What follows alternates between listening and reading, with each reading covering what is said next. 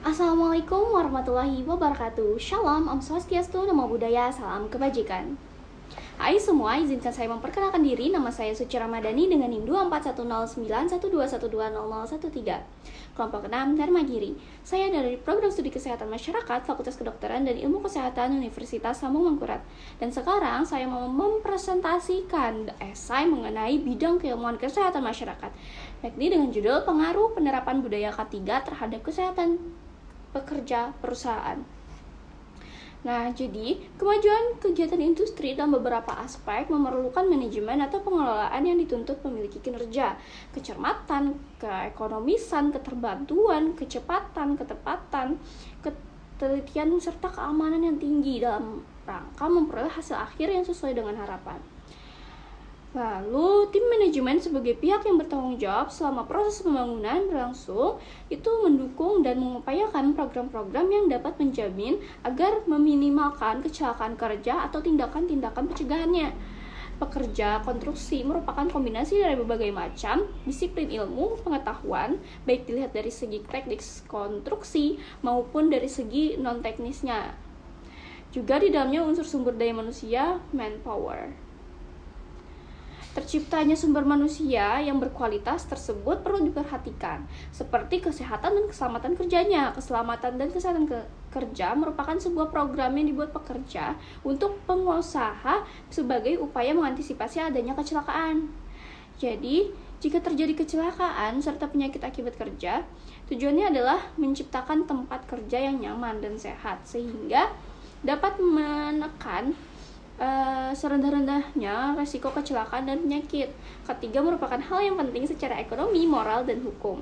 Keselamatan dan kesehatan kerja telah menjadi satu hal penting. Perusahaan menerapkan keselamatan kerja agar praktik dan bisnisnya tetap berjalan dengan baik. Bagi banyak perusahaan, khususnya itu perusahaan-perusahaan besar, yakni program keselamatan kesehatan dan lingkungan ini merupakan suatu bentuk perlindungan kelangsungan hidup pekerjanya. Ketiga menjadi suatu aspek yang sangat penting untuk dipahami, mengingat resiko bahayanya dalam penerapan teknologi tersebut. Ketiga, di perusahaan seringkali diabaikan, terutama dalam proyek pembangunan. Hal ini berdampak pada keselamatan karyawan dan potensi penyakit akibat kerja setelah proyek itu telah selesai. Penerapan ketiga adalah tanggung jawab bersama, di mana perusahaan dan pekerja harus memenuhi kewajiban masing-masing, dan juga terdapat beberapa komponen penting yang menjadi acuan, yaitu definisi dan inisiasi ketiga, sistem manajemen ketiga atau yang disebut SMK3, alat pelindung diri, APD, sarana dan prasarana ketiga, serta risikonya. Nah, lalu untuk meningkatkan implementasi kesehatan dan keselamatan kerja yang secara efektif dan manjur, itu perusahaan perlu mengalokasikan anggaran yang memadai untuk pelatihan dan peralatan pelindungan diri. Untuk memastikan karyawan memahami prosedur keselamatan dan pengembangan kebijakan ketiga dapat meningkatkan rasa tanggung jawab mereka terhadap keselamatan.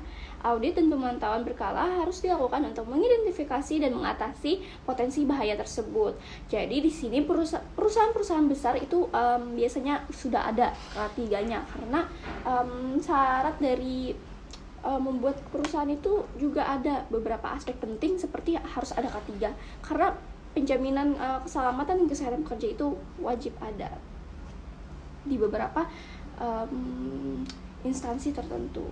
Baik, terima kasih atas waktu dan perhatian Anda dalam menyimak presentasi ini. Saya berharap ide-ide yang disampaikan di sini dapat menjadi inspirasi, refleksi bagi kita semua. Salah hilaf, mohon maaf. Wassalamualaikum warahmatullahi wabarakatuh.